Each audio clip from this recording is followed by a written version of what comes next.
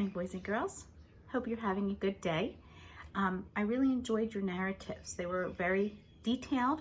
You had a good beginning, middle, and an end. I could almost feel like I was at the event that you chose.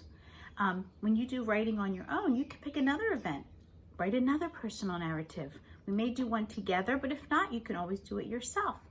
And just keep in mind, it has a good beginning that tells who's in it, where you were, when it happened, a middle that gives all the action, and then an ending that kind of ties it up and tells a little bit about how you're feeling, or kind of gives you something as to what's going to come, like a prediction as to what's going to come next. So thumbs up. So today you're going to do a title, and a title is like a name of a book. And a title kind of gives the reader a little information about what the book is about. So I just brought a couple books that we just have read recently. And one you heard on YouTube was An Extraordinary Egg. And the book was about an egg. So the author gave the title An Extraordinary Egg. And extraordinary because it was pretty amazing. They learned a little bit about what was in it, right? Another book that we read was The Very Quiet Cricket by Eric Carle. And it was about a cricket who tried to make sound, but he couldn't throughout the whole book, but at the end he finally did. And he was very quiet through most of the book. So The Very Quiet Cricket, I think, is a really good title. Tells a little bit about it. And that is the name of the book. And if you notice, The Very Quiet Cricket, just like all names, has capitals in the beginning of the words. So when you write a title, it will have a capital in the beginning of every big word. And all the rest will be lowercase. And today, that's what your job is, to think of a good title for your personal narrative. You received a paper that kind of looks like this. There's a line, and then it says by, and then another line.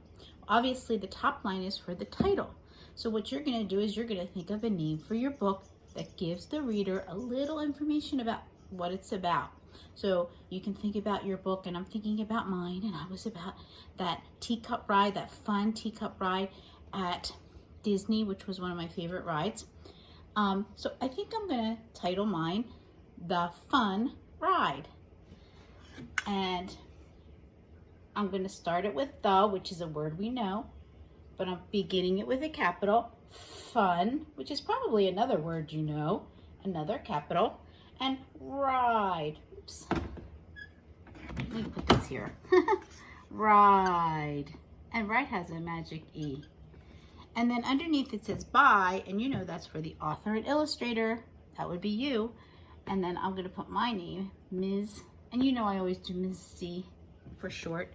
So my title would be The Fun Ride by Ms. Clairhart or Ms. C. And then if you choose, you could put a picture, but you don't have to. The title is optional. The ones that we did, The Extraordinary Egg and The Very Busy Spider and The Very Quiet Cricket, they did have a picture. You can add a photo, if not a photo, an illustration if you want. If you had a photo, you could put that on. And this is the beginning of your book. So after you do the title, you're going to get all the pages. You're going to staple it together like a book, and you've published your first personal narrative. I enjoyed reading them. Find some people to read them to. Your family. You can read them, make a video and watch yourself read it like I do. And then we'll be thinking about our next writing assignment. I'll see you at noon today. You're going to bring a 2D shape that you make. You can use a marker board to draw it. You can do it on a piece of paper and cut it out. You can use straws like they did in the math book.